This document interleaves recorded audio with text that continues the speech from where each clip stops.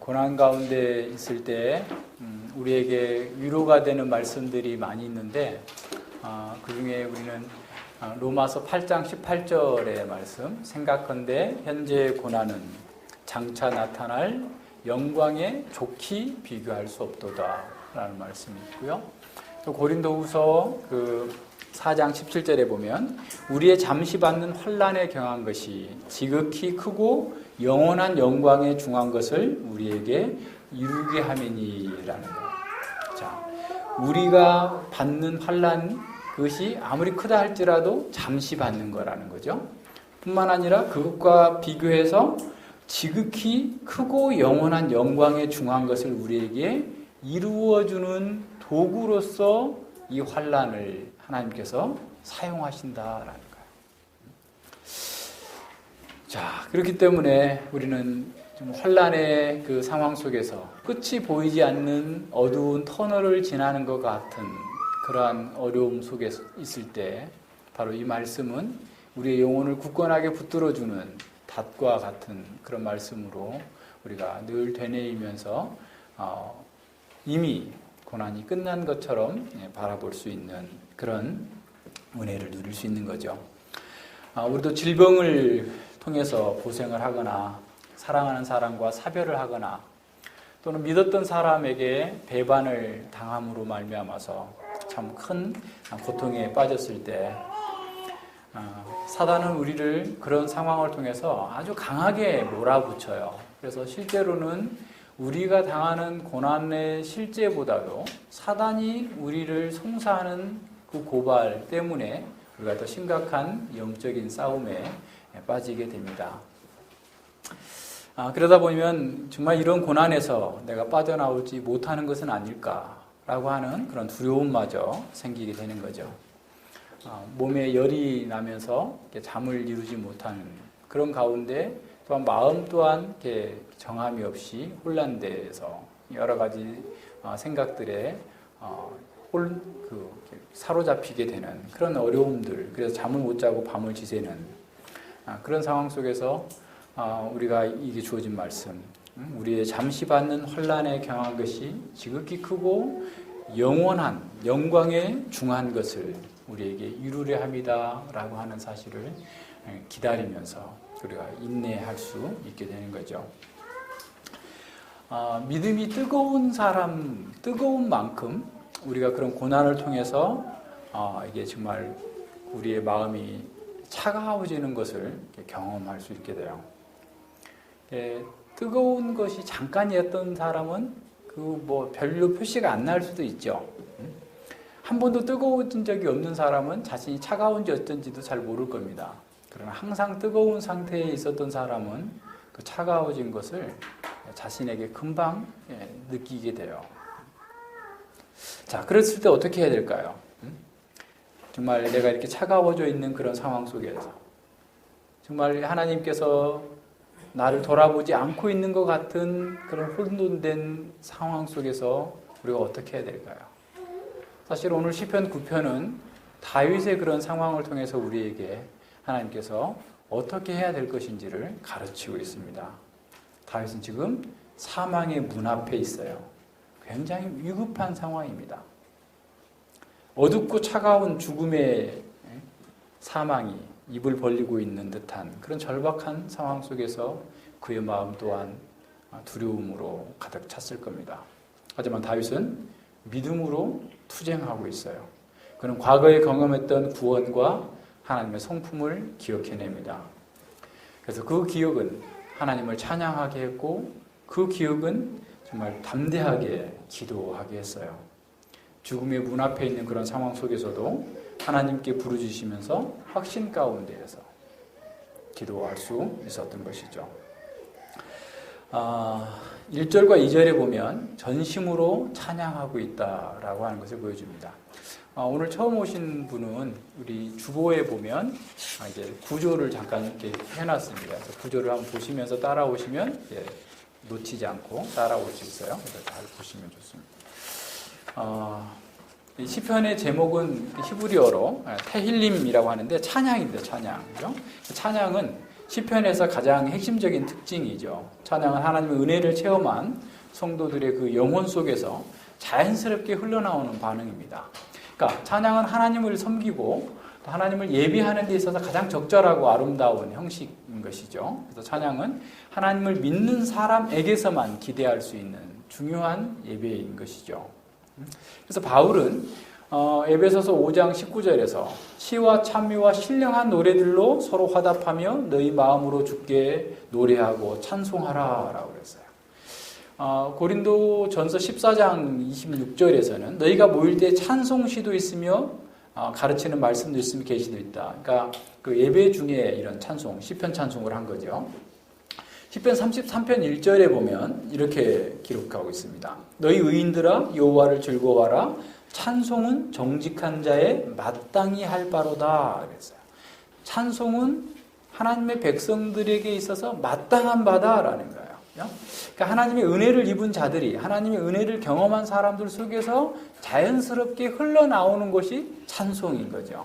근데 이 찬송은 단지 입으로써 하는 것으로 그치는 것이 아니라 성령을 따라서 주의 말씀을 순종하는 것이 진정한 찬송이라고 그랬어요. 지난번에 찬송은 하나님을 높여드리는 건데 하나님은 원래 높으신 분이기 때문에 계신 그대로 인정해 드리는 것이 찬송이에요. 그래서 우리가 구원을 경험했다고 한다면 그 구원하신 하나님을 알고 구원하신 하나님의 사역을 알기 때문에 그 속에서 우리의 영혼의 반응이 찬송으로 나타나는 거예요. 우리의 기쁨이 찬송으로 나타나는 겁니다.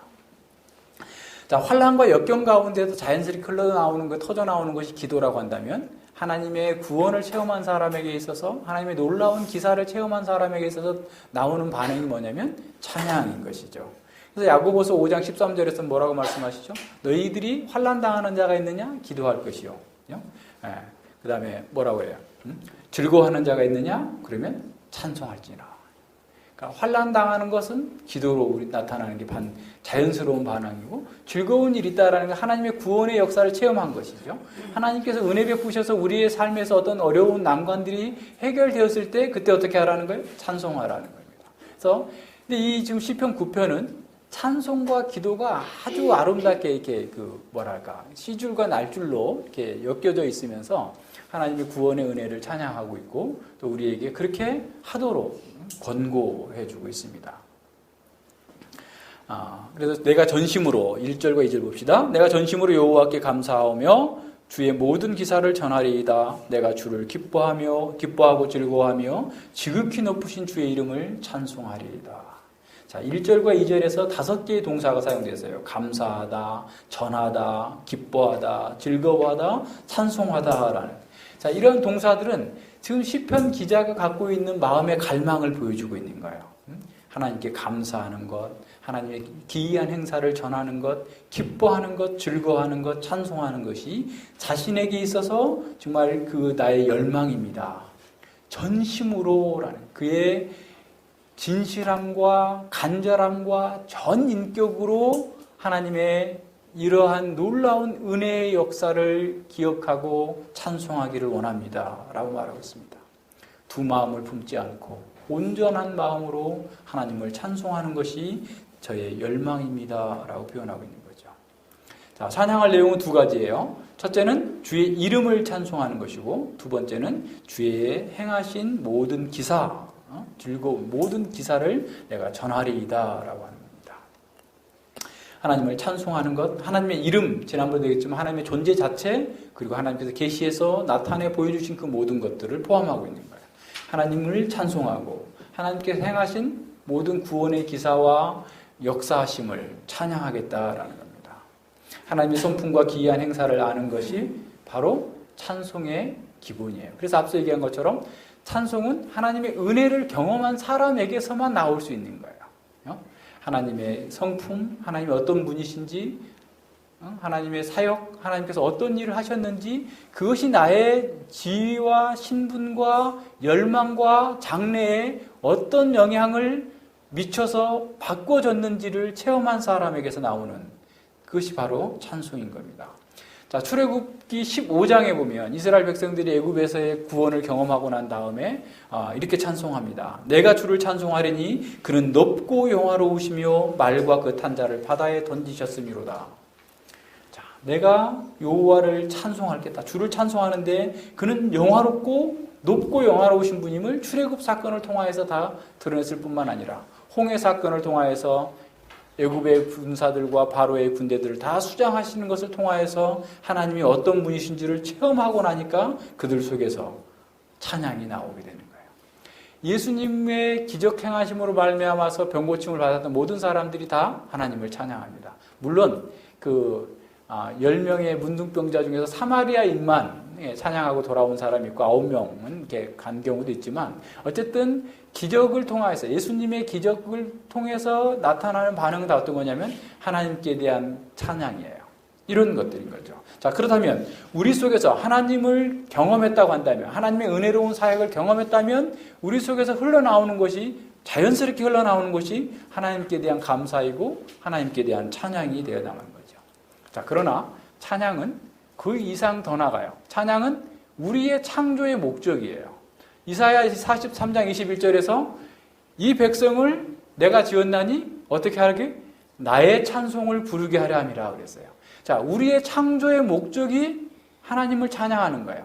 우리의 존재 목적이, 우리의 구속의 목적이 하나님을 찬양하는 겁니다. 그러니까 구속의 은혜를 경험한 사람은 하나님을 찬양하는 것으로 나타나는 거예요.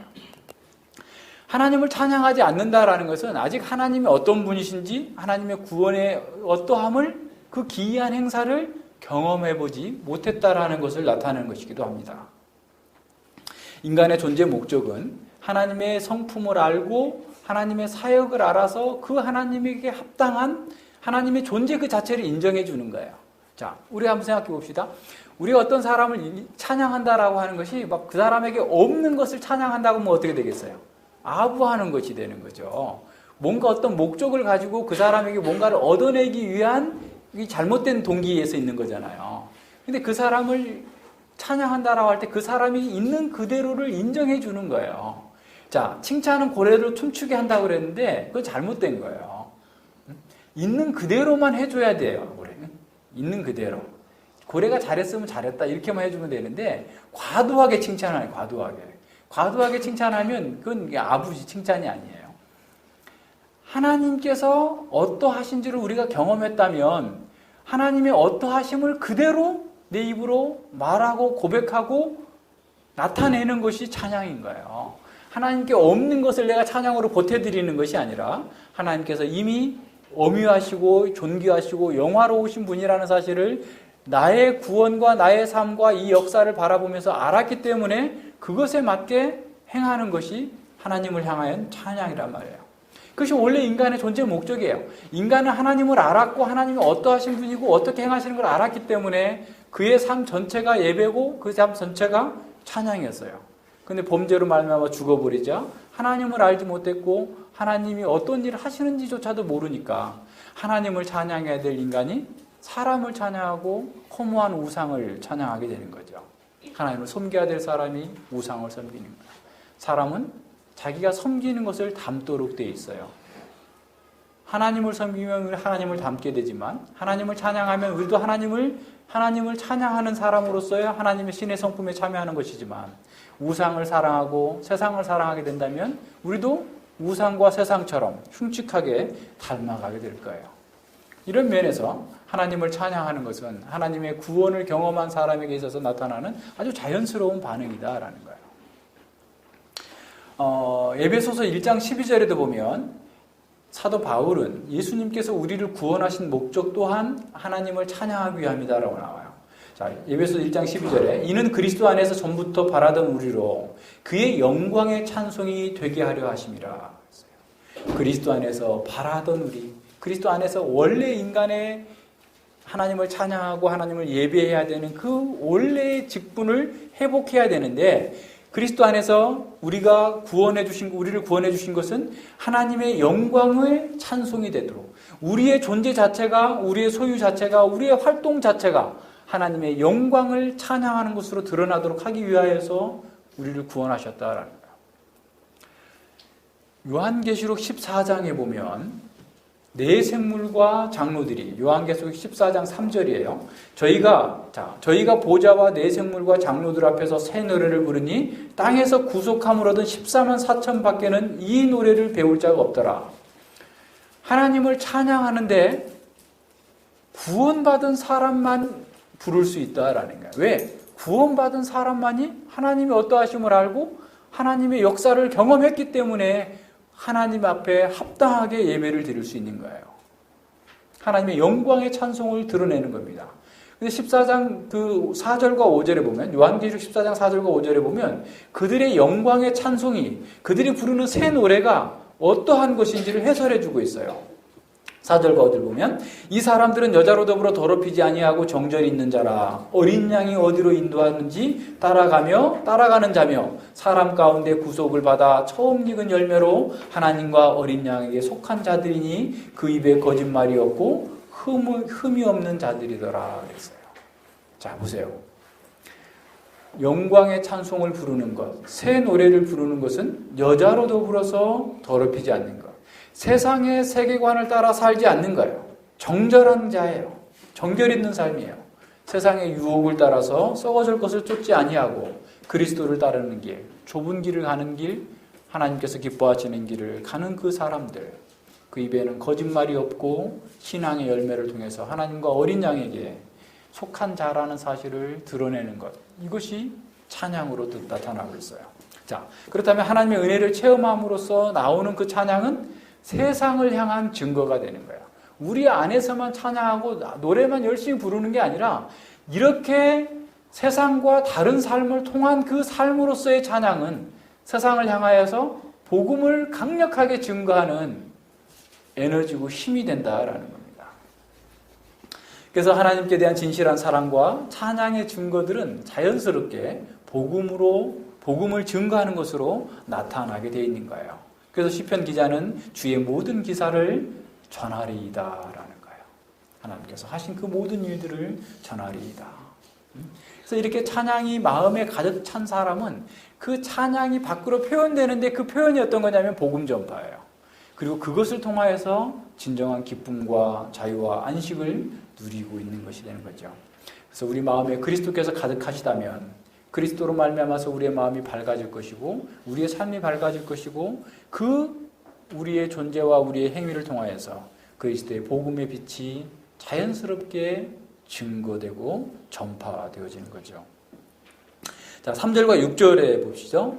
자, 이 하나님께서 우리가 정말 그러한 존재로서 살아갈 때 얼마나 큰 은혜를 베푸셨는지를 좀 더 구체적으로 보여줍니다.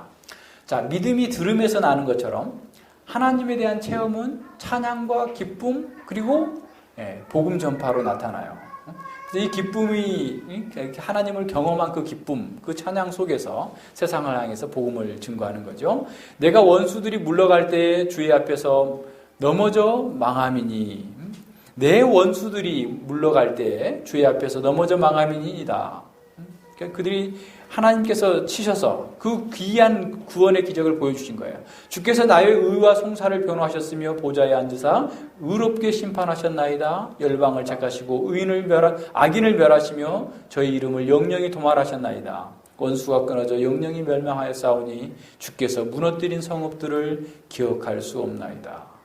원수들, 이방 나라들이 심각하게 공격해 왔지만 그들은 하나님 앞에서 여호와께서 다 물려쳐 주시고 망하게 하셨다라는 거예요.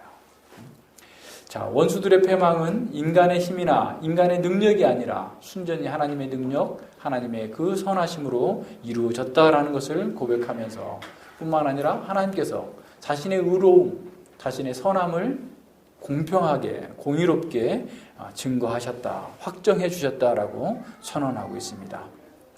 자, 5절에 보면 이 다윗은 좀 더 시야를 넓혀서 열방을 책하시고 악인을 멸하시며 저희의 이름을 영영히 도말하셨나이다 라고 했어요. 자, 다윗은 하나님의 의로운 통치가 자신에게만 머물러 있는 것이 아니라 온 세계 열방까지 미치게 될 것을 내다보면서 이렇게 선언하고 있는 겁니다. 자, 그러니까 시간적으로 그것을 무한히 확장하는 거예요. 다윗 자신이 경험한 이 하나님의 구원과 하나님의 사역을 시간적으로 무한히 확장하다 보니까 하나님께서 온 세상의 역사 끝까지 완성하시는 그 날에 모든 대적들을 멸하시고 하나님의 공의를 세우실 것을 확인하면서 이렇게 말씀하고 있는 거예요. 또 자신에게 주어져 있는 개인적인 이 문제가 아니라 하나님 백성 전체에게 주어지는 하나님 나라의 모든 속한 사람들에게 공간적으로 무한히 확장되어져서 하나님께 속한 사람은 누구나 하나님의 이런 구원을 체험하게 될 것이고 하나님의 공의로운 심판을 통하여서 그들의 정당함을 인정받게 될 것이다 라고 선언하고 있는 겁니다. 그래서 자신이 경험한 이 하나님의 구원의 그 역사가 사실은 이 역사 하나님의 통치가 완벽하게 이루어지게 될 하나님 나라의 극치 상태에서 완전하게 구현될 것을 내다보면서 이렇게 선언하고 있는 거죠. 자신에게 행하신 하나님의 의로운 통치는 열방 가운데에서 하나님께서 하나님 나라의 극치를 이루시게 될 그 통치의 어떻게 하나의 샘플과 같은 거예요. 우리가 어떤 제품을 받아보기 위해서 샘플을 하나 받아봐서 써보는 것처럼 다윗이 자신이 경험한 이 구원의 경험은 하나님 나라의 의로운 통치, 공의로운 통치, 열방의 멸망을 선언하고 있는 샘플과 같은 사건이기 때문에 하나님의 통치가 완벽하게 이루어지게 될 그 날을 소망하면서 이렇게 선언하고 있는 겁니다. 그래서 원수가 끊어져 영영이 멸망하여 싸우니 주께서 무너뜨린 성읍들을 기억할 수 없나이다. 자, 자신에게 주어진 이 구원의 경험은 결국 원수들의 멸망으로 이어지는 거죠. 앞서 우리가 요한계시록 18장에서 본 것처럼 바벨론의 멸망은 하나님 나라의 백성들의 승리로 이루어진 거예요. 그들의 구원의 완성으로 이루어지게 되는 겁니다. 그래서 정말 인간에게 모든 것들이 주어져 있고 높은 산성이 있고 대단한 것이 있다 할지라도 지난주에 무슨 그 알파고가 그렇게 대단한 거예요? 왜 이렇게 온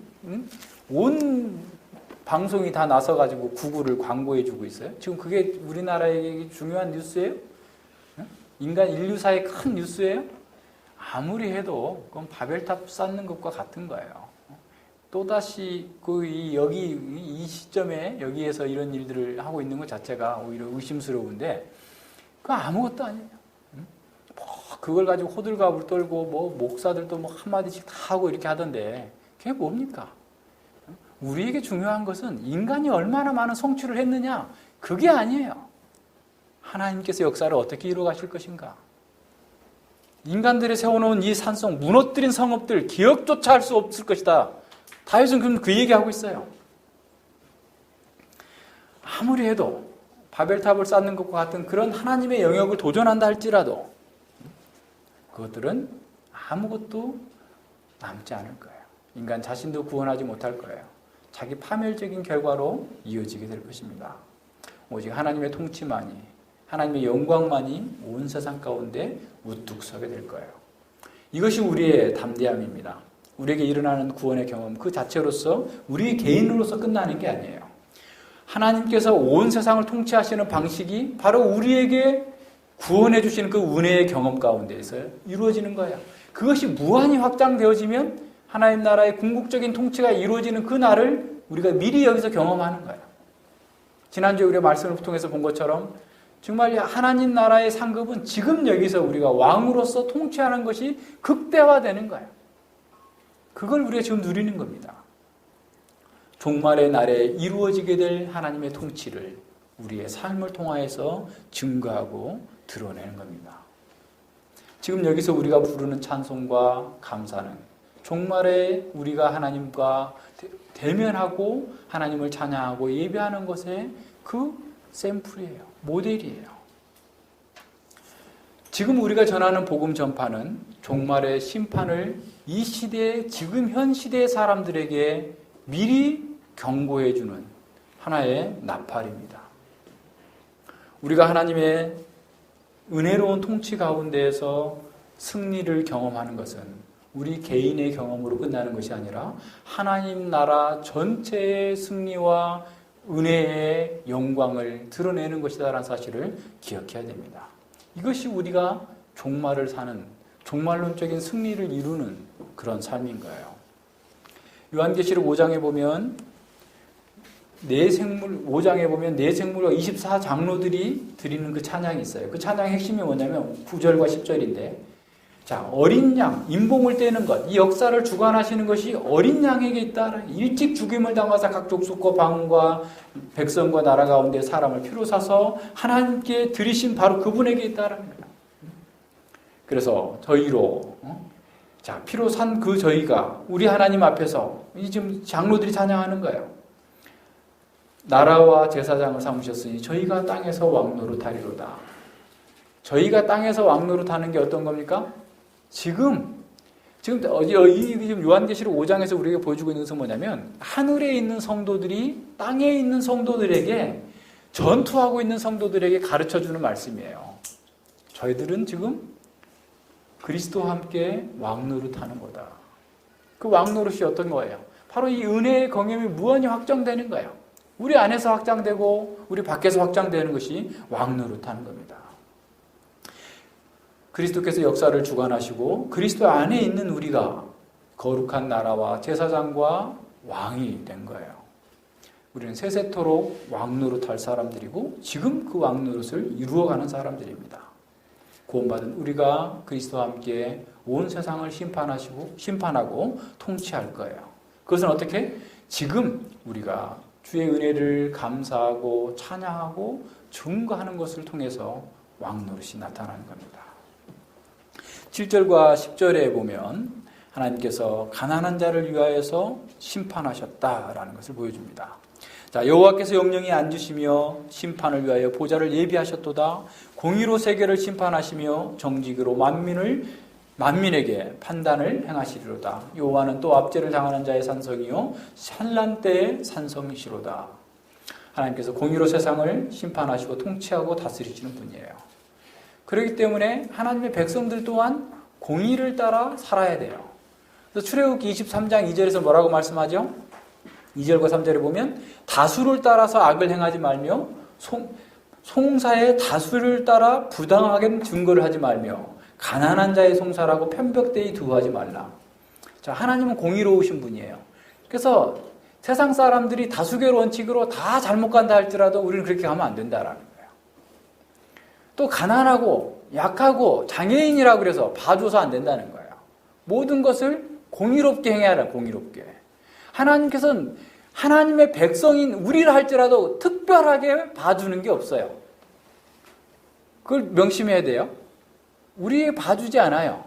사도 바울이 고린도후서 5장 10절에서 우리가 선악간에 행한 것을 하나님 앞에 다 심판받을 거다라고 그랬어요. 그럴 만큼 하나님은 공의로우신 하나님이기 때문에 우리가 공의롭게 행하는 거예요. 자, 지금 세상 사람들이 하나님을 거부하고 자기 나름의 자기 생각에 다수결에 더 큰 힘을 모아가지고 우리가 우리 힘으로 우리 이름을 내고 우리를 위하여 탑을 만들자 할지라도 그것은 결코 이루어질 수 없는 거고 다 하나님 앞에 가서 심판을 받게 될 것이다 라는 거예요. 하나님께서 결국은 의로운 통치가 완벽하게 이루실 거다라고 하는 것을 선언하고 있는 겁니다. 이런 하나님의 통치와 하나님의 심판이 서게 될 때에 억압당하는 자, 가난한 자가 거기서 구원을 얻고 해방을 경험하며 자유와 안식을 누리게 되는 겁니다. 그래서 하나님의 통치가 완벽하게 이루어지게 될 그날을 바라보면서 압제당하는 자들의 산성이 되어주실 하나님, 그 하나님을 찬양하고 있는 겁니다. 현재의 상황은 하나님의 궁극적인 통치가 이루어지지 않고 있기 때문에 압제당하는 자, 가난한 자들이 어찌할 바를 모르는 그런 고난 속에 있다 할지라도 하나님께서 우주적 심판을 이루시고 통치를 이루실 때에 모든 것이 다 규정될 것이다, 보호하실 것이다 라는 겁니다. 하나님의 의로운 통치의 회복은 압제당하고 가난하고 괴로운 자들에게 평화와 안식을 주게 될 거다라는 것을 선언하고 있어요. 10절에서 그래서 다윗은 이렇게 기도합니다. 여호와여 주의 이름을 아는 자는 주를 의지하오리니 이는 주를 찾는 자들을 버리지 아니하십니다. 주의 이름을 아는 자들, 압제당하고 고통당하는 그런 사람들입니다. 앞서 얘기한 것처럼 주님의 이름을 안다는 것, 결국 주님의 성품과 주님의 사역을 아는 사람들을 말하는 거죠. 주님을 찾는 자들을 주께서 외면하지 않는다는 사실을 알기 때문에, 그래서 귀한 구원의 능력을 행하신다는 사실을 알기 때문에 주님만을 의지하고 주님을 찾는 겁니다. 버리지 않는다라는 말은 약간 약한 번역이에요. 원문의 의미를 따라서 번역하면 하나님께서 그들을 영광스럽게 구원하리라라는 겁니다. 하나님께서 영광스럽게 여호와여 주의 이름을 아는 자는 주를 의지하오리니 이는 주께서 주를 찾는 자들을 영광스럽게 구원하실 것이기 때문입니다. 라는 거예요. 하나님께서 구원해 주시는 거예요. 사실 우리가 환난을 당할 때, 고난을 당할 때 하나님께서 나를 버리신 것은 아닐까 두려움이 생기기도 하죠. 그러나 하나님의 이름을 아는 자들, 하나님이 어떤 분이신 줄을 아는 사람들은 그것이 사실이 아니라는 사실을 알게 됩니다. 그래서 앞으로 올 더 큰 구원을 기다리면서 하나님께 피난처로 나아가는 것이죠. 하나님께로 피난처를 삼는다라고 할 때 어떤 사람들의 눈에 보일 때는 참 비현실적인 몽상가처럼 보일 수 있어요. 그런데 지금 다윗은 우리에게 뭐라고 말하고 있냐면 하나님께 나아가는 자만 하나님께서 버리지 않고 영영한 구원으로 붙들어 주실 것이다 라고 하는 거예요. 자, 하나님께 피한다라는 것은 결국 어떤 거냐면 하나님의 방식으로 사는 거예요. 하나님께서 원하시는 것을 하는 겁니다. 그것이 가장 현실적인 해결책이에요. 세상의 방식, 자꾸 다른 어떤 것들을 사람을 의지하고 어떤 자원을 의지하고 물질을 의지하는 것은 하나님께 피하는 것이 아니라 하나님께로부터 멀어지는 겁니다. 여러분 속에 어떤 문제가 풀리지 않는 게 있습니까? 어떻게 해야 될까요? 사람들의 방법을 다 써봤죠? 한 가지만 빼고 다 했죠? 하나님 말씀대로 안 한 거죠. 기도했어요. 그런데 기도도 기도만 해갖고 되는 게 아니에요. 어떻게 해야 돼요? 주의 뜻을 따라서 기도해야 돼요. 자신의 세계관을 바꿔야 됩니다. 자신의 삶의 패턴과 방식을 바꿔야 돼요. 그게 해결책. 사람들과의 관계가 꼬여 있어요. 어떻게 할까요? 뇌물을 쓸까요? 막 억압을 해볼까요? 사람 마음 바뀌지 않아요. 누가 바꿀 수 있어요? 하나님께서 바꾸실 수 있어요. 잠언 21장 1절에서 뭐라고 말씀하죠? 왕의 마음이 마치 보의 물과 같아서 하나님께서 이 보에 물이 들어있는 거 물꼬를 어디로 들 것인지 다 이렇게 하는 것처럼 왕의 마음도 하나님께서 바꾸신다고 그랬어요. 그렇다면 우리가 해야 될 바는 뭐겠어요? 하나님께서 그 사람의 마음을 바꿔주시기를 기도하는 거야. 그런데 그 전제가 내가 하나님의 뜻을 따라서 살겠다라는 겁니다. 단지 기도만 해갖고 풀리지 않아요. 자신의 삶의 방식, 자신의 세계관을 하나님께서 기뻐하는 방식으로 자꾸 수정해 나가야 됩니다. 하루아침에 안 되더라도 자꾸 하려고 해야 돼요. 그렇게 하는 것이 문제를 푸는 거예요. 자, 11절과 12절에 보죠. 자, 너희는 시온에 거하신 여호와를 찬송하며 그 행사를 백성 중에 선포할지어다. 피 흘림을 신문하시는 이가 저희를 기억하시며 가난한 자의 부르짖음을 잊지 아니하시도다. 자, 시온에 거하시는 여호와를 찬송하고, 자, 그 하나님께서 그 백성 가운데서 거하시면서 그들을 구원하시는 이 놀라운 은혜를 베푸시고 있다. 그래서 그 은혜를 온 땅에 증거하고 선포하라라는 겁니다. 하나님께서는 억압하는 자들 그리고 압제당하는 자들의 기도를 들어주실 거다. 자, 여기서 가난한 자가 누굴까요? 자, 성경에서 가난한 자라는 그 표현이 몇 가지 그 히브리어 단어가 있는데요. 그 아나라고 하는 단어는 가난하다라는 그런 의미인데, 구약 성경에 한 79회가 나타나는데 시편에서만 29회가 나타나요. 거의 뭐 40% 이상 나타나죠. 그리고 앱논이라고 하는 그 히브리어 빈곤이라는 말이 구약 성경 전체에서 61번 나오는데 이 시편에서 23회가 나옵니다. 12절에서 나오는 이 가난한 자라는 말은 아니라는 말이에요. 여기서 약한, 불행한, 또 의지할 데 없는, 고난을 겪는 이런 의미로 아주 폭넓게 쓰이고 있는데, 이 말은 자신의 어떤 그 생계를 다른 사람에게 의존해야 된다라고 하는 어떤 경제적이고 물질적인 어떤 가난한 자를 가리키기도 하지만 거의 절대 다수는, 특별히 시편에서는 가난한 자는 물질적인 결핍을 얘기하고 있는 게 아니에요. 원수의 핍박이나 육체의 질병과 같은 고통에 빠져 있을 때, 혹은 자신의 죄 때문에 인해서 고통당하고 있는 그 사람, 그 상태에서 하나님만을 의존하는 사람, 그 사람을 가난한 자라고 그래요. 자, 그러니까 이 시편에서 말하고 있는 가난한 자는 물질적인, 사회적인 소외당한 그런 정도의 사람이 아니라 사회적으로 고난과 어려움과 이런 모든 어려움 속에서, 핍박 속에서, 압제 속에서 다른 것이 아닌 사람을 의지하지 않고 어떤 물질을 의지하지 않고 하나님께만 의존하는 자를 가난한 자라고 해요. 그러니까 마치 거지가 오직 그 간절하게 먹을 것을 구하는 것처럼 자신의 삶의 문제, 질병의 문제, 고통의 문제를 오직 하나님께만 추구하면서 하나님께서만 해결할 수 있다고 간절하게 요구하는 사람, 하나님께만 집중하는 사람이 가난한 자예요. 그러니까 마태복음 5장에서 심령이 가난한 자와 같은 거예요.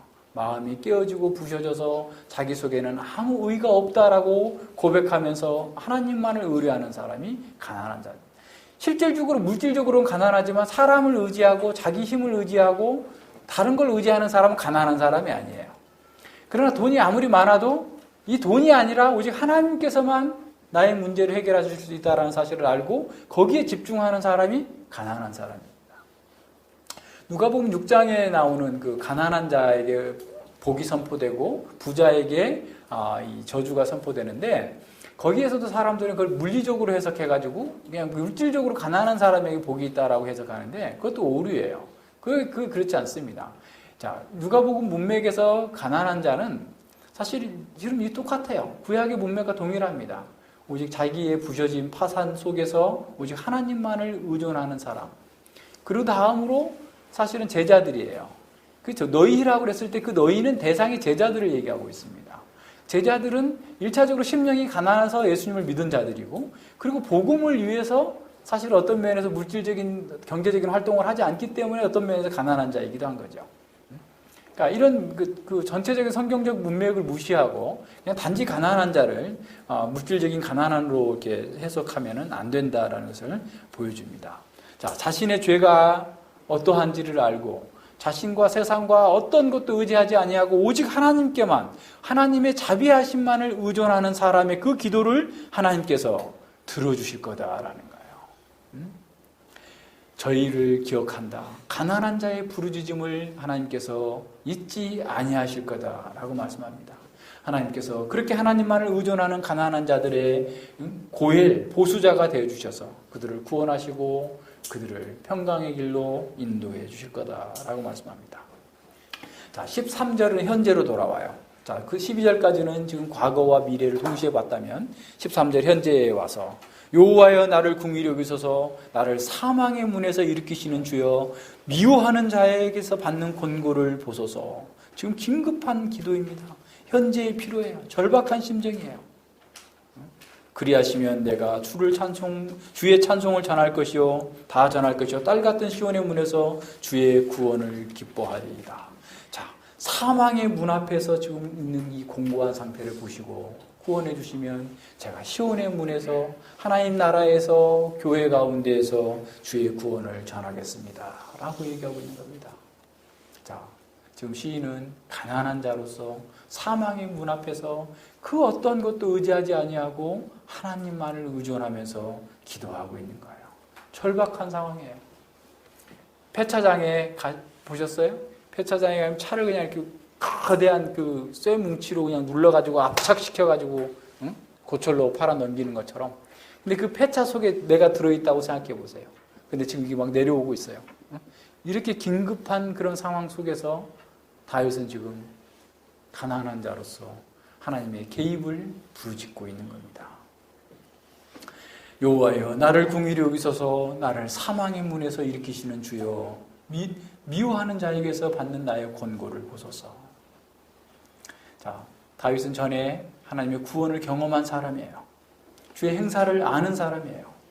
자, 그렇기 때문에 지금 또한 하나님께서 구원해 주실 것이다 라고 하는 믿음의 담대함 가운데에서, 확신 가운데에서 기도하고 있어요. 이게 중요합니다. 우리의 믿음의 체험이 중요해요. 우리가 믿음대로 했더니 하나님께서 구원해 주셨더라.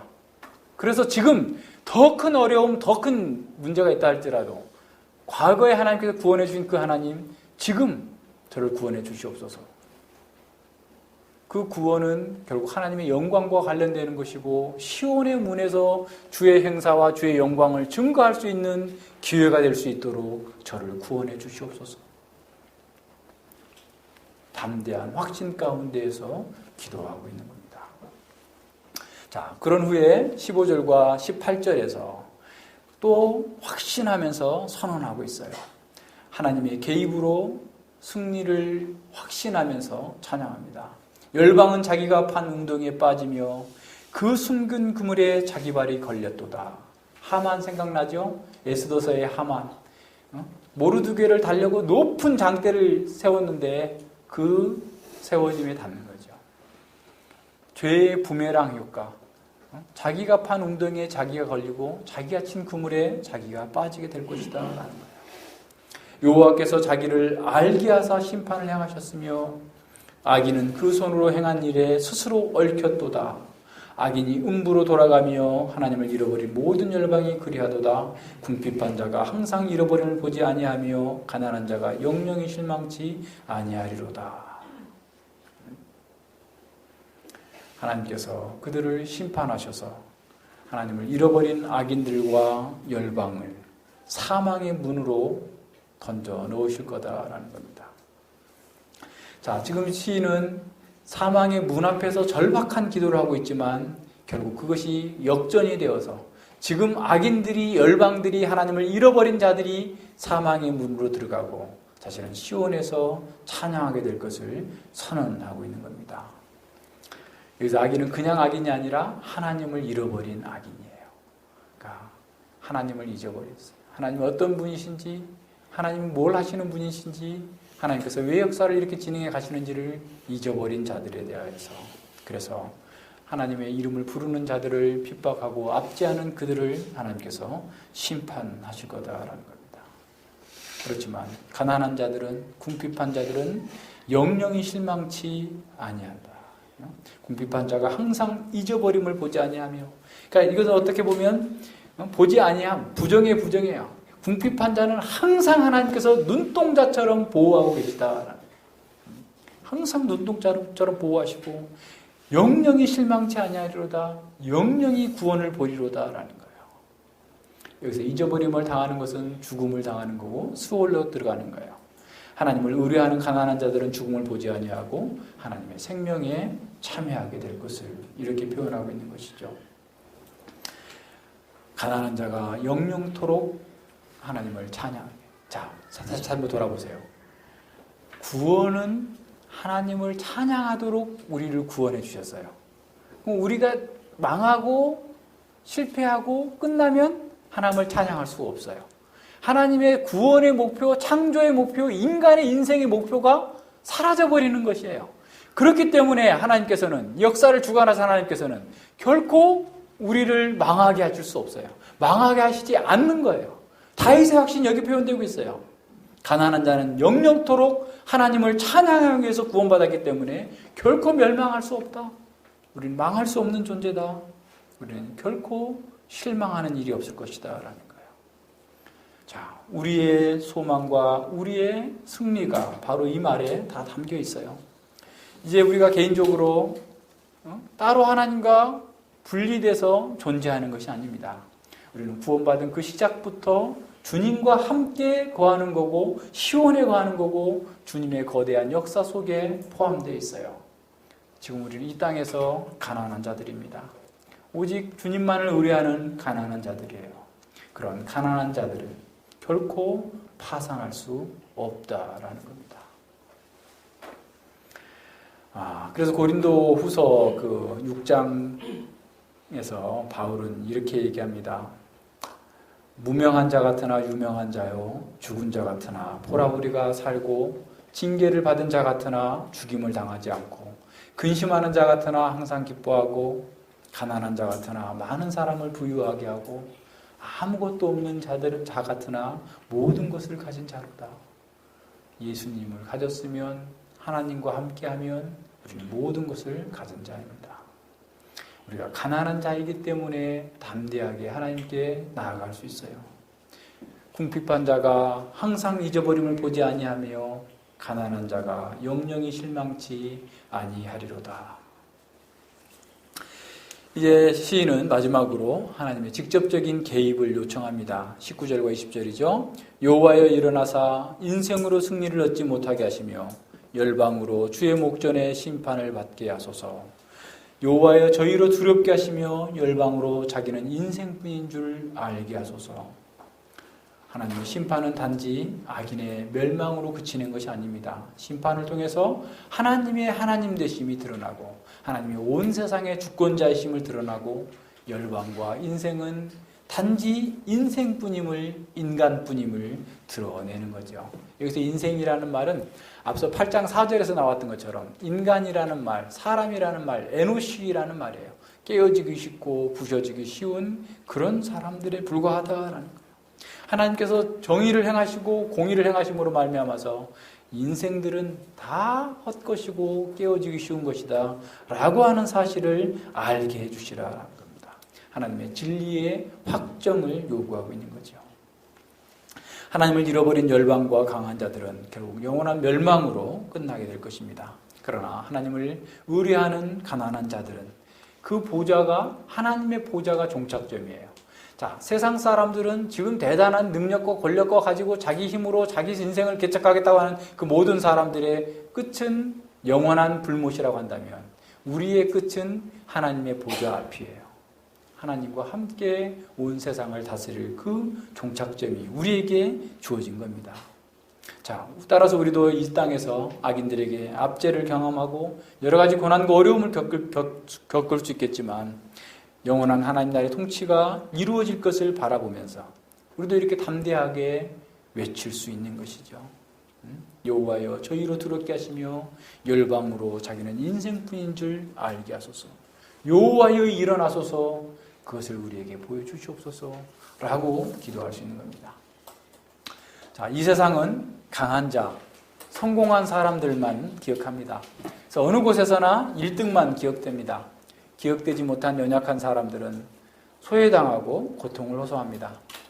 시편 9편에서도 이 기억되는 것과 기억되지 못하는 것이 명확히 대조되고 있습니다. 하지만 여기서 기억된다라고 하는 것은 세상의 기준과는 전혀 다릅니다. 하나님을 잊어버린 사람들은 모두 기억되지 못하고 음부로 들어가게 될 겁니다. 그러나 하나님의 이름을 알고 하나님의 이름을 기억하고 하나님을 찾는 가난한 자들은 하나님께서 기억해 주실 거예요. 3번씩 반복되고 있습니다. 사도 요한은 요한계시록 3장 8절에서 이기는 자는 이와 같이 흰옷을 입을 것이요 내가 그 이름을 생명책에 반드시 흐리지 아니하고 그 이름을 내 아버지 앞과 그 전사들 앞에서 시인하리라. 이기는 자들, 세상을 따르지 않는 자들, 가난한 자들에게 하나님께서 내 흰옷을 입혀주는, 흰옷은 승리의 상징이에요. 승리, 왕의 상징입니다. 그래서 예수님께서 변화산상에서 그 무엇에도 희귀할 수 없는 흰옷을 입고 나타나시죠. 그리고 요한계시록 1장에서도 예수님이 나타나실 때 흰옷을 입는 게 승리의 상징이에요. 자, 예수님 믿는 우리가 흰옷을 입을 거예요. 그리고 우리의 이름을 생명책에 기록해가지고 결코 흐려질 수 없다. 영원한 생명책에 기록되게 될 거다라는 거예요. 요한계시록 21장에서는 이 새 예루살렘 가운데에서 정말 높은 성곽 그리고 문 여기에 기록해 주겠다라고 말씀하고 있습니다. 12문에다가 12지파의 이름, 12사도의 이름이 기초석에 있다. 이건 12는 다 신구약 성경의 모든 구원받은 성도들을 대표하는 거예요. 그래서 우리의 모든 이름이 결코 지워지지 않고 기억될 것이다 라는 겁니다. 하나님 편에서. 사람들은 우리를 잊을 거예요. 우리 여기다가 아무리 거대한 비석을 세워놔도 사람들은 잊을 거지만 하나님의 생명책에 기록되어 있기 때문에 우리는 승리하게 되고 이길 것입니다. 그래서 우리도 미리 이걸 내다보면서 담대하게 말할 수 있어요. 여호와여 일어나소서, 인생으로 승리하지 못하게 하시고 저희로 인생뿐임을 알게 하소서. 자, 우리도 이 부조리한 세상에서 이해할 수 없는 고난이 있습니다. 신비가 있어요. 그래서 믿음으로 사는 우리에게도 동일한 싸움이 있습니다. 우리가 역시 무쇠가 아니기 때문에 고통과 근심에 쌓일 수 있습니다. 우리 마음 깊은 곳에서 좌절과 두려움이 몰려올 수도 있습니다. 잠을 이루지 못할 만큼 육신의 고통을 겪을 수도 있고 마음이 얼음장처럼 차갑고 냉랭한 상태에 떨어질 수도 있습니다. 우리도 욥처럼 자신이 겪고 있는 그런 시련이 하나님의 전능하신 통제로부터 벗어난 것은 아닐까라고 하는 두려움에 사로잡힐 수도 있습니다. 그러나 그때 우리가 어떻게 해야 될까요? 우리는 우리의 감정이 아니라 믿음을 따라서 행해야 됩니다. 우리의 어려움을 하나님께 토로하지 않고서 우리의 마음 안에 담아둔다면 그 아픔, 절망이 돼요. 그래서 우리를 삼키려고 합니다. 그렇게 되면 우리 안의 빛이 절망에 질식되어서 영적인 침체에 빠질 수도 있습니다. 사단이 우리를 넘어지게 하는 가장 중요한 무기 중에 하나는 감정을 흔드는 겁니다. 우리가 하나님의 자비하심을 벗어나 있는 것처럼 느끼는 그런 영적인 침체 속에서 하나님은 큰 소리로 우리의 양심에 외치는 거죠. 너는 하나님께 버림받은 것이 분명해. 우리가 육신의 질병으로 고통당할 때도 우리의 감정을 뒤흔들어 놓습니다. 하나님의 은총은 건강함을 통해서 측정되는 거야. 내가 건강하지 않는 것은 하나님께서 너를 미워하시기 때문이야. 버렸기 때문이야. 라고 얘기하는 거죠. 여기서 우리가 주의해야 될 점은 우리의 믿음과 우리의 감정을 너무 가깝게 연결시키지 않아야 된다라는 거예요. 우리가 어떻게 느끼든지 간에 하나님께서 우리에게 베푸신 그 구원의 사실은 객관적 사실이에요. 그것을 바꿀 수 없습니다. 하나님께서는 가난한 자에게 영영한 영광으로 구원하시겠다. 또 구원하셨어요. 중요한 것은 우리의 감정이 아니라 하나님의 이름과 하나님께서 향하신 그 은혜의 사역을 믿는 우리의 믿음입니다. 우리가 믿을 때 하나님께서 베푸셨던 그 기이한 행사를 기억해내야 됩니다. 하나님의 성품과 하나님의 사역을 기억해야 됩니다. 그래서 주를 찾는 자는 결코 버리지 않으시는 그 하나님께 여호와여 구원하소서, 사망의 문이 내 앞에 있사오니 구원하여 주소서라고 기도해야 됩니다. 그래서 사도들은 늘 하나님의 은혜의 역사를 기억하라라고 권면했습니다. 우리의 감정은 우리 자신의 연약함이나 육신의 연약함이나 심리적인 연약함 때문에 늘 흔들릴 수 있어요. 외부의 적들이 우리를 감정을 쑤셔놓기 때문에 우리도 흔들릴 수 있고 넘어질 수 있습니다. 이때 우리는 과거에 우리를 죄에서 구원해 주신 하나님의 성품과 기이한 사역을, 행사를 기억해야 됩니다. 우리의 구원의 산성 되시는 하나님께 피하여 나아가야 되죠. 우리의 기억은 하나님의 역사와 가난한 자인 바로 자신을 텔레스코핑의 방식으로 우리의 과거, 우리의 현재, 우리의 미래를 동시에 보면서 사실은 강화되는 거예요. 자, 하나님을 기억하는 모든 자를 하나님께서 기억하시고 그의 방패와 산성이 되어주십니다. 모든 시대의 참된 신자는 다 이런 구원의 경험을 갖고 있어요. 이 구원의 경험을 통해서 성도들은 하나님의 성품과 하나님의 사역을 더 깊이 이해하게 되는 거죠. 하나님의 구원은 단지 관념의 세계에서 일어난 일이 아니라 치열한 삶의 현장 가운데서 일어난 기적입니다. 우리는 공중 권세 잡은 자를 따라 세상 풍속을 쫓았던 바로 그 자리에서 하나님의 아들의 나라로 옮겨졌어요. 엄청난 사건입니다. 이 구원은 우리의 죄책인 영원한 사망에서 우리를 면하게 했어요. 사실 우리가 이것만 기억한다 할지라도 우리는 영원히 하나님을 찬양하게 돼요. 왜냐하면 그렇지 못한 사람들은 영원토록 세세무궁토록 슬피 울며 이를 갈고 있을 것이기 때문에 우리가 정말 구원받은 이 자체로만 해도 죄책인 영원한 사망으로부터 벗어난 것만 가지고도 우리는 날마다 찬양하고 날마다 감사하고 날마다 하나님을 높이는 이런 일들을 살아가야 되는 거예요. 뿐만 아니라 우리는 죄의 세력의 사단으로부터 해방됐어요. 사단이 아무리 우리를 공격하고 아무리 위협한다 할지라도 사단은 결코 우리를 만지지도 못해요. 겁만 주는 거예요. 거기에 놀라서 뒤로 넘어가면 안 돼요. 물러가면 안 돼요. 침륜에 빠지면 안 됩니다. 따라서 우리는 정말 안식하는 가운데에서 더 이상 사단과 죄에 종살이하지 않아야 되고, 그렇기 때문에 더 찬양할 수 있는 거죠. 이것을 알고 경험하는 사람이 어떻게 찬양하지 않을 수 있겠어요? 뿐만 아니라 우리 현재적으로도 죄의 오염으로부터 계속해서 구원을 받고 있어요. 날마다 우리는 새롭게 되고 날마다 깨끗해지는 과정을 통해서 더욱더 예수님을 닮아가고 있습니다. 이런 은혜를 입은 사람은 전심으로 감사하고 찬양할 수밖에 없는 거예요. 찬양은 바로 이런 은혜를 입고 입은 자가 그 기억하는 것을 통해서 자연스럽게 흘러나오는 생명의 노래, 새 노래인 거죠. 하지만 우리에게도 여전히 믿음의 투쟁이 있습니다. 우리가 믿음에서 한 번에 다 이겨버린다면 얼마나 좋겠어요. 근데 그렇게 되지 않아요. 우리의 믿음은 첫 전투에서부터 승리를 쟁취하는 것이 아닙니다. 우리의 믿음은 수많은 반격을 받아요. 수없이 단련된 후에야 마침내 승리의 면류관을 쓰게 됩니다. 우리가 믿음의 투쟁을 해야 하는 이유는 두 가지예요. 첫 번째는 뭐냐면 외부로부터 오는 강력한 압박이죠. 그것이 경제적인 압박이든 육체적인 압박이든 사람과의 관계의 압박이든 압박이 계속 있어요. 두 번째는 우리의 마음에, 우리의 믿음의 허약함 때문에 우리는 계속해서 믿음의 투쟁을 해야 됩니다. 우리 중에서 아무리 믿음이 강한 사람이라 할지라도 육신의 연약함을 통해서 공격해오는 사단의 공격을 쉽게 물리칠 수 없어요. 사단의 공격이 신자들의 믿음의 약한 그 부족한 틈을 타서 공격하긴 하지만 믿음이 강한 사람이라고 해서 공격하지 않는 것이 결코 아님을 알아야 됩니다. 사단은 날마다 우리의 믿음을 공격합니다. 하나님의 아들이신 그리스도께서 사단의 표적이 됐어요. 그렇다면 그리스도의 몸인 우리도 사단의 표적이 되고 있다는 사실을 기억해야 됩니다. 그래서 믿는 우리에게도 이 믿음의 전투는 치열하게 벌어집니다. 모든 시대의 모든 성도들의 참된 그리스도인의 표지라고 할 수도 있을 만큼 계속해서 싸움이 있어요.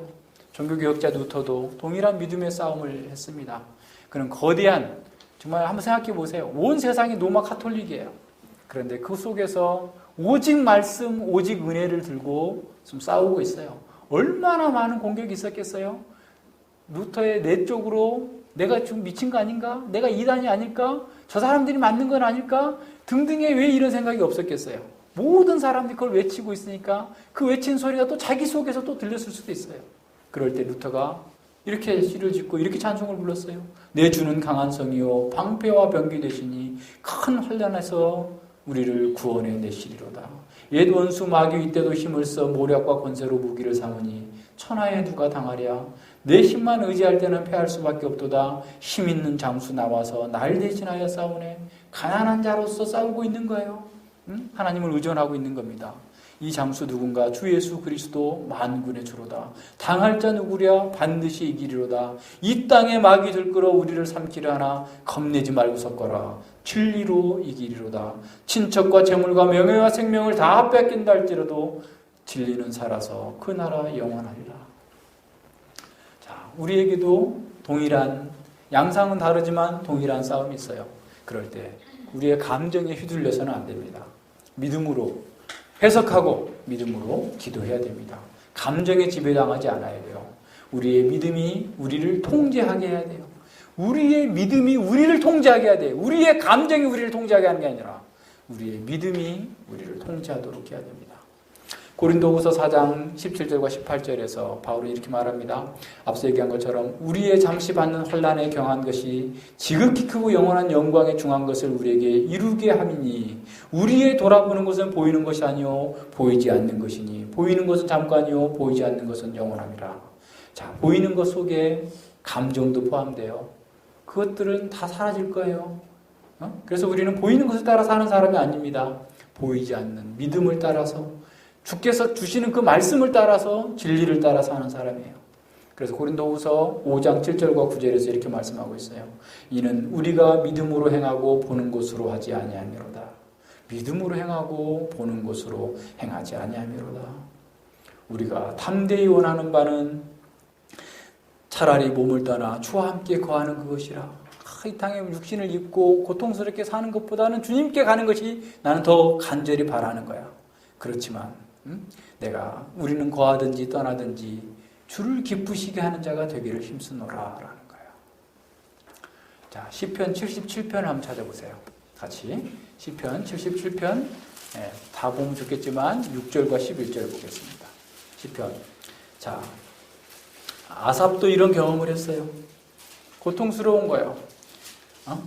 밤에 한 노래를 기억하며 77편 6절입니다. 밤에 한 노래, 밤 어두운 상황이에요. 밤에 한 나의 노래를 기억하며 마음에 묵상하며 심령에 궁구하기를 주께서 영원히 버리실까? 다시는 은혜를 베풀지 아니하실까? 그 인자하심이 길이 다했는가? 그 허락을 연구히 폐하셨는가? 하나님이 은혜 베푸심을 잊으셨는가?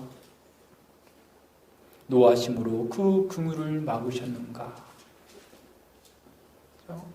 이 시편 기자의 감정도 흔들리고 있어요. 자기가 원하는 때에 하나님의 구원이 임하지 않고 있어요. 이제 하나님 은혜를 거두어 가신 건 아닌가? 은혜 인자하심이 다 했는가? 끝난 건 아닌가? 고통 속에서 흔들렸어요. 자, 그런데 보세요. 10절에 또 내가 말하기를 이는 나의 연약함이라. 지존자의 오른손에 해 곧 여호와의 옛적 기사를 기억하며 그 행하신 일을 진술하리이다. 자, 감정에 따르지 않고 이 시편 기자는 하나님께서 행하신 일, 하나님의 그 구원의 기억을 다시 회복하면서 이는 나의 연약함이다. 그런 소리 하지 마라. 자기에게 설교하는 거예요. 하나님께서 너에게 베푸신 은혜를 한번 생각해봐. 그러면 너는 지금 그렇게 있을 수 없지. 결코 그런 분이 아니시지. 라고 얘기하고 있는 거예요. 자, 우리가 우리 자신의 감정을 따라 살면 우리는 주님을 기쁘시게 할 수 없습니다. 감정을 믿음 아래 복종시킬 때 우리는 주를 기쁘시게 하는 삶을 올곧게 수행할 수 있어요. 자, 믿음으로 자신을 제어하고 믿음으로 자신을 통제할 수 있을 때 우리는 비로소 왕으로서 삶을 사는 겁니다. 자신을 믿음으로 통제하는 사람은 그 누구의 지배도 받지 않습니다. 오직 하나님의 통치를 받기 때문에 모든 것에서 자유한 왕으로서 살 수 있는 것이죠. 다윗은 자신의 감정과 외부의 대적자들의 공격에 지배당하지 않았습니다. 고난 가운데서도 현재의 대적들이 받을 그 심판을 내다보고 있었습니다. 하지만 그는 더 넓게 종말에 이루어지게 될 더 큰 심판, 더 큰 하나님 나라를 담대하게 바라보면서 선포한 것이죠. 욥도 마찬가지였죠. 욥은 주께서 오셔서 말씀하시기를 고대하면서 기다리고 인내했어요. 욥의 기다림은 그저 수동적인 기다림이 아니었습니다. 기도로 충만한 능동적인 그런 기다림. 우리의 기다림이 바로 그런 기다림이에요. 예수님의 재림과 하나님 나라의 완성을 기다리는 우리의 기다림도 수동적으로 때가 되면 되겠지가 아니라 적극적으로 하나님의 행사를 기억하고 찬송하고 복음을 전하면서 기도하면서 하나님 나라가 속히 임하기를 기도하는, 그렇게 기도하는 능동적인 기다림인 거죠. 자, 하나님의 성품과 사역을 기억하고 우리의 존재와 우리의 삶이 찬양이 되게 하고 기도가 되게 하고 그리고 전도가 되도록 해야 됩니다. 이것이 지금 다윗이 우리에게 가르치는 거예요. 자, 너희 성도들아, 너희의 삶과 과거와 현재와 미래를 동시에 바라보면서 너희가 지금 어떻게 해야 될지, 아무리 큰 고난이 있고 너희 마음에서 감정의 흔들림이 있고 외부의 공격이 있다 할지라도 하나님의 말씀 가운데에서 정말 이것을 기억하면서 담대하게 나아가라. 기도합니다. 예, 하나님 아버지 감사를 드립니다. 주께서 저희들의 연약함을 아시고 참으로 이렇게 먼저 경험한 성도의 입을 통하여서 나오는 고백과 찬송과 전파를 통하여서, 선포를 통하여서 우리를 새롭게 하시고 강하게 하시고 능하게 하시는 그 하나님의 은혜를 진실로 감사를 드립니다. 아버지요, 저희들에게도 동일한 싸움, 믿음의 싸움이 있을 때 우리의 마음과 외부의 환경에 휘둘리지 아니하고 참으로 다윗처럼 하나님께서 하신 그 일을 기억하고 하나님께서 이 가난한 자들을 기억하시며 잊지 아니하시며 그 가난한 자들을 위하여서 역사를 진행해 가신다는 사실을 알고 어떠한 상황에서도 주눅들지 아니하고 주의 영광을 선포하는 저희들 모두가 될 수 있도록 주님께서 강하게 하시고 온전케 하여 주시옵소서. 감사드리며 예수님 이름으로 기도드립니다. 아멘.